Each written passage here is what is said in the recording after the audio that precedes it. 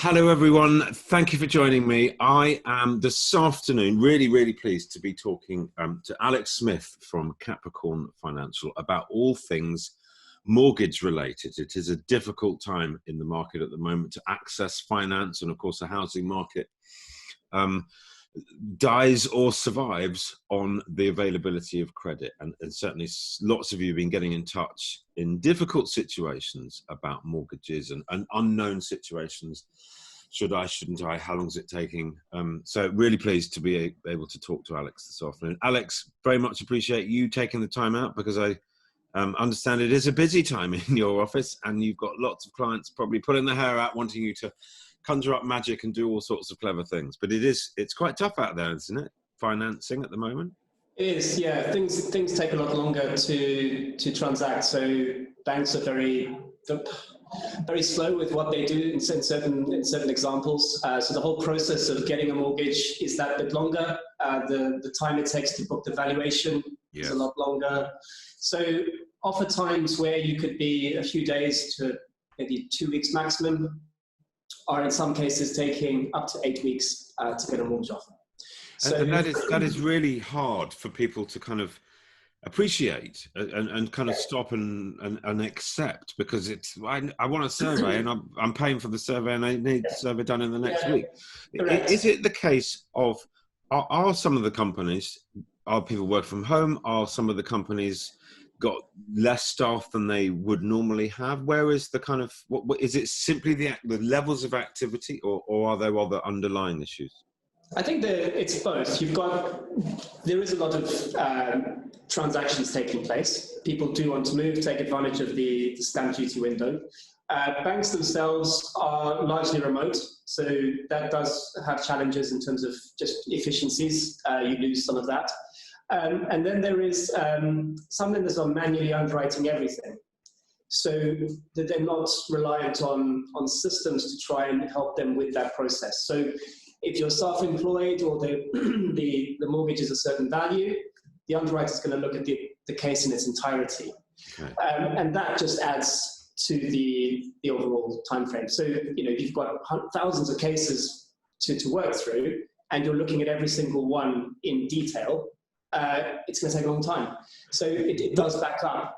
And what would have happened this time last year? What would that underwriter do? He'd certainly have more reliable sort of valuation data, but what else would have been different? Things like, so with self-employed individuals, they want to see the bank statements to see how, what the income has been, particularly over the lockdown period. Are there any liquidity issues within the business? And you can't do that with systems. You have to look through that in detail, and then you have to ask questions around these transactions. What's happening here? So we do get a lot of that for the self-employed. Okay. And then for large loans, there's a little bit more, looking at that and to make sure that, I suppose there's more of a risk approach to some of these things now. And perhaps last year they would have been a little bit more confident on relying on systems to verify income.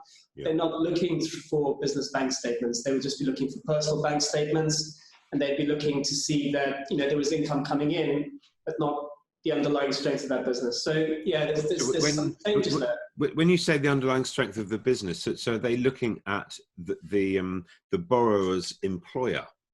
Is that what? No, this is for self-employed people, so directors of businesses. Okay. Yeah, so the employers, if you're employed, you're not impacted by that. It's the self-employed that have a far more degree of scrutiny around their finances. So whether they've taken any government support, have they bounce back loans, or have they furloughed themselves? Those are the sort of questions that are asked. And the underwriter then determines whether they're comfortable underwriting that mortgage based on that information. So if they have had loans or that kind of thing, it's not necessary. It doesn't mean it's all over. It just means that the underwriter's got more to think about. So they need the full picture. Yeah, absolutely. What's the state of play, Alex? Are they looking, if so, I'm not talking about a self-employed person, I'm talking about an employee now. Yeah. Will the underwriters look at the business that they work for? Yes, we've had some examples where there have been announced redundancies, and then we're asked, has the borrower been told anything. So that's where it can come up, but they don't, as far as I know, they're not looking too much into the employer. For people that have been, for people that have been furloughed, they should now be back. And as long as as long as the pay slip, either they're asked for the latest pay slip to show that they're back on full pay, or they have a letter from the employer to show that they are going back, then that's fine. So as I say, the employed people are not as impacted, but then variable pay is a problem. So bonuses with some lenders are not being considered at all. Commission values are out, overtime. So you'll find that if you're a key worker, you'll be okay with overtime and things like that. So nurses and things, such occupations will be fine. But yeah, lump sum annual bonuses are under question. So, what about Bank of Mum and Dad? Somebody said to me that that was under question, and if money had been gifted or even lent by a member of the family, that the banks were looking very carefully at that. Now, is that the case? Certain lenders are. So I think where the main one would be with the likes of Nationwide, where you're looking to borrow 90%. Only 25% of the deposit should come from as a gift. The rest has to be saved by the individual. Right. So that is something that only applies to the 90% loan to value products. If you've got a larger deposit, they don't have the same requirements. So yes, it is under scrutiny, but not as much. It's not as much as perhaps is thought. I think. Yeah. And where would you say is the bank's kind of general attitude to lending? Obviously, banks in business to lend money. They want to lend money, but are they kind of keen to lend money? Where are they at? Because a lot of mortgage products are being pulled. Yeah, I think they are keen to lend. We do have a strange situation where we for certain loan to values, 80%, 85%, the interest rates keep creeping up. There's a tendency to not be market leading. No one wants to be market leading because they get an influx of business. And I think that is the biggest challenge that banks have, because if you can't keep repricing upwards to try and stem business flows, because someone's going to be the point man eventually, and then if they come up, then everyone just keeps doing this increase. So that is that's the challenging aspect, is trying to keep the interest rate sensible. I think banks do want to lend, yes. I appreciate there's a lot more to consider with lending, because we're coming. I think we're looking at a future economic outlook that is slightly unknown, very much unknown, because of what's happened. And I think banks, once we've had Q3 data, Q4, will then see the impact of the furlough scheme, and whether the employers are able to take on back most of their workforce.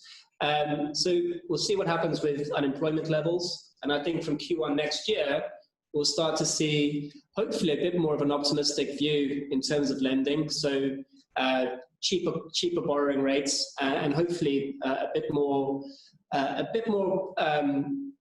involvement in the higher loan to value mortgages. Of course, the banks are trying to assess risk, and they are looking at the market, and the market's extraordinarily busy. In fact, didn't I read that we've just had the highest monthly increase in house prices for 16 years. I mean, that's just added to which I think it was 37 billion pounds of agreed sales inside of a month. This is in anybody's book. This is a really frantic market, and yet we are in recession, and the banks. So it doesn't make a lot of sense. But it is happening, and the banks are there to lend money, but they also need to manage their levels of risk. So it's unsurprising they are treading carefully and sort of taking their time. Is the 90% mortgage sort of dead and buried? Is that gone? No, I don't think so. We have lenders dipping into the market for a day or two. So Coventry Building Society have today released some 90% products, but they'll probably be gone by the weekend. And that's the nature of the market. Is that because they've got a sum of money that they want to lend quickly? Is that why does that come about? It's they'll dip in, see what they get, and then go and work on it, and that's it. They don't want an influx of this business. I see. And that's the problem. So it's only Nationwide that are actually on their own almost with products. But it does come with restrictions around one, it's only for houses. Two, the deposit, 25% can only be a gift. Yeah. And then you have further restrictions around the repayment term is capped at 25 years. Okay. So it's a great offer. It'll take a long time to get the mortgage because they're getting all of it, and it takes 20 working days perhaps to get through. But it's there and it's reliable. Other banks are sort of coming in once in a while and offering products that aren't really that attractive. If you were offered a 3.99% rate fixed for 5 years, you wouldn't think that was awfully attractive when pre-lockdown we were sub 2%. Yes. So it's a very big change. I think lenders will come back, but it needs to be a collective effort. Everyone needs to come in, right, to share the burden, as it were, of applications. And it is the level of applications. I'm interested that banks are kind of coming in for a little bit, getting the amount of business that they feel that they can deliver on, and then clearing out and actually doing that business. So they're trying to do the right thing in that respect. Trying to help where they can. But again, it's if you're coming in with 5-year fixed rates at high percentages. I don't know how much business you're collecting, but again, it's not overly helpful to first-time buyers who are clearly aware there's a premium for that 90% product, and may be happy to pay the premium for a time, but certainly not 5 years. Yes, I see what you mean. Yes. Yes. So it's a difficult choice. I think it's then trying to find the extra 5% to get to 15. And then it's still more expensive than it was, but at least you have a bit more choice in terms of products, 2-year fixes and things like that, which is helpful. There's so many variables. And that's if you can find and secure the property that you want to buy, which isn't particularly easy at the moment. But might it just be easier to sit it out and come back and have another look in 6 months' time? I think for certain people that makes sense. I know that, for the stamp duty holiday is attractive.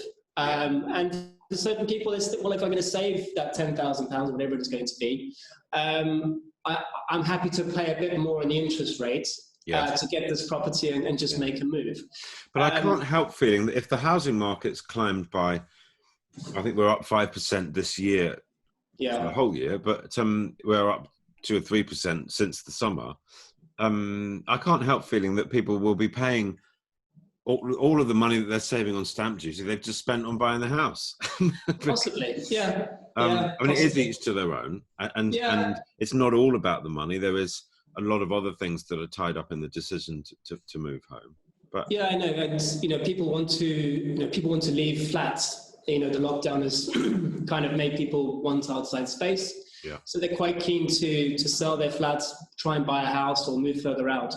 But of course, in certain areas where we're largely London-centric because of our location, you can find areas where there's an awful lot of flats on the market. And the people that may want to buy that don't have the deposit to get a mortgage. So then we've got the cladding issue, which is another whole topic. That's probably for another chat. That's becoming more and more challenging now because of I think more often than not, you're going to be asked for a cladding report in the EWS1 form. There's another delay.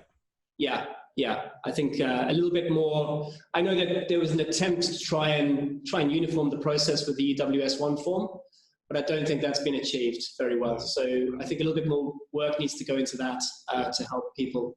I think rather a lot more work, but that's for another chat.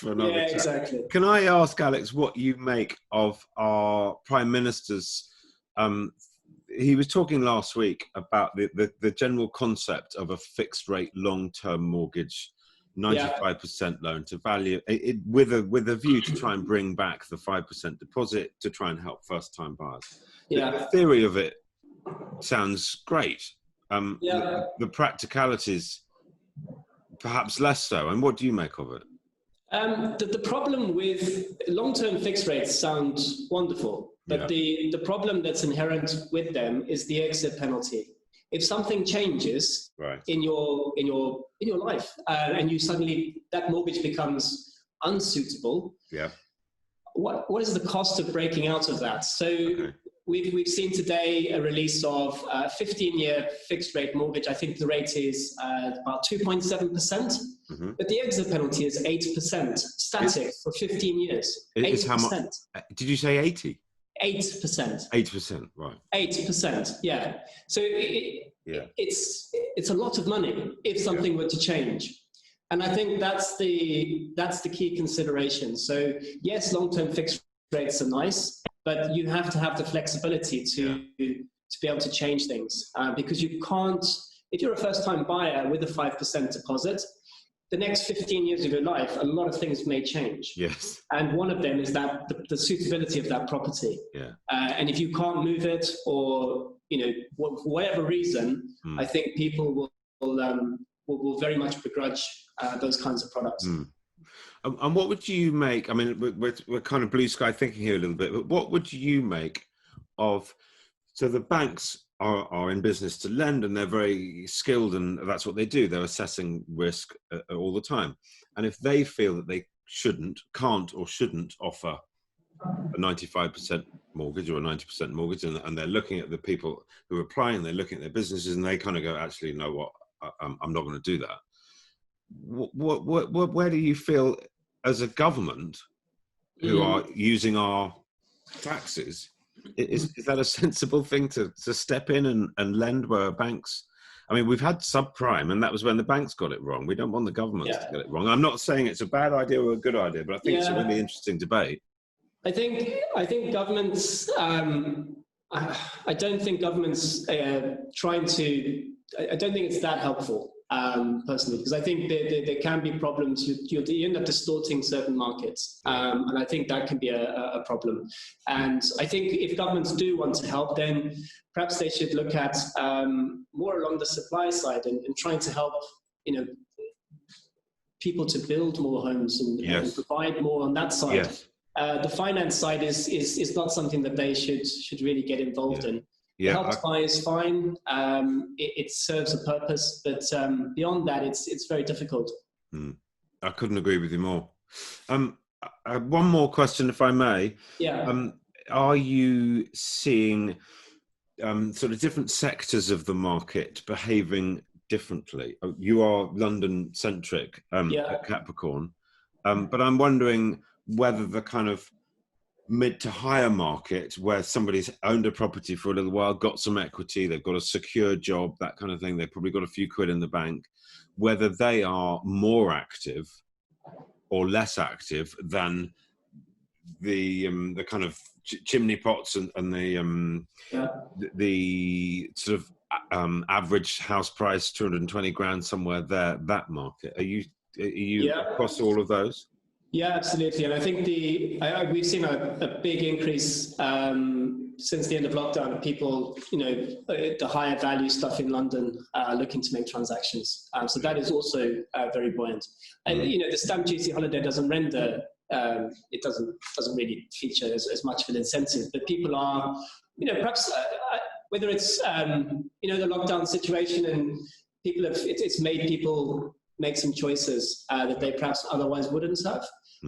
So they're either looking to move out of London or settle for good in London, as it were, and just change. So yeah, we do see across the range a lot of transactions, which is encouraging, because I suppose the prime and super prime central London has been a little bit quiet for the previous few years. But having said all of that, everybody involved in the market needs first-time buyers to be able to join the ladder, and then it all takes shape, because I don't think we're going to have it can't trickle down from the top. It's got to come from the bottom. Yeah, exactly. So we do need some we do need some proper solutions really for first-time buyers. The 5% deposit, you know, it may take some time to come back, but I think 10%, hopefully it's not too far away with some proper, bit more choice, and some more sensible products, if I can call them that. Alex, I really appreciate your time. I'm sure Capricorn have got many clients demanding your time today. Thank you. I know it's a busy moment, and it's not an easy moment for anybody involved in this market. So I really appreciate your time. No, thank you. Thanks Interesting very much. talk. Thank you so much. Thank you. All right. Thanks very much.